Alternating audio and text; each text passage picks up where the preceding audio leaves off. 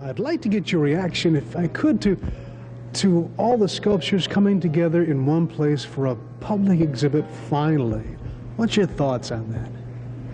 Well, I think it's wonderful to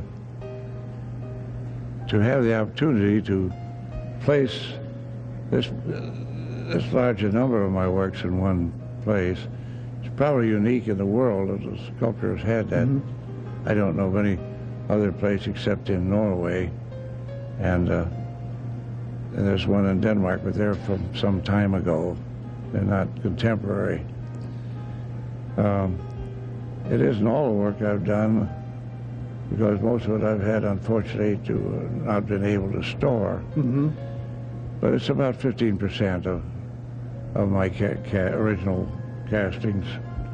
And it's nice to see them protected and saved, because these are the important part of an artist's work, the things that you actually make with your own fingers. And from these you can make your bronze castings, your carvings, or anything else that you do from them. But these are the original patterns, the original models made from the clay. These are the things that your heart and soul has actually touched with your hands. Yes, these are the things that are most valuable too, because from one of these you can make 100 bronzes, you know, or several carvings, depending on what you want to do with them.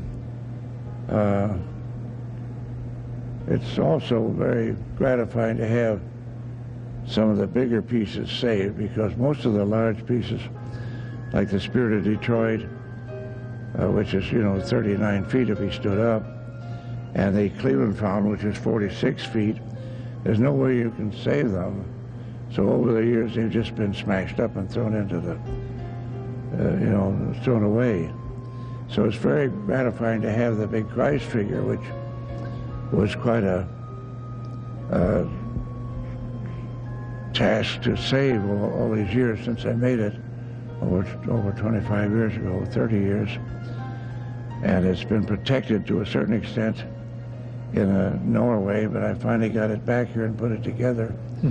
But it took 8 years to put it together after I got it, to restore, because I couldn't work on it full time, but I did have a young helper. It took us 8 years. Then it's good to have the other one from the Freedom of the Human Spirit, which is in the other corner. That's almost 30 feet too. And it's is that the actual height of the... That's the actual height. So it's been just by a miracle that we're able to save these two big pieces. I would imagine if I were in your shoes, I would think that this would possibly be a dream come true for me, as far as having a place, as you were saying, to protect and preserve what you've accomplished. Yes, it is a dream come true, although I never really believed it would happen until the people who made it happen did so. I never imagined being able to get the funds together to do it. Is that what brought it together, as far as deciding upon Saginaw Valley State University?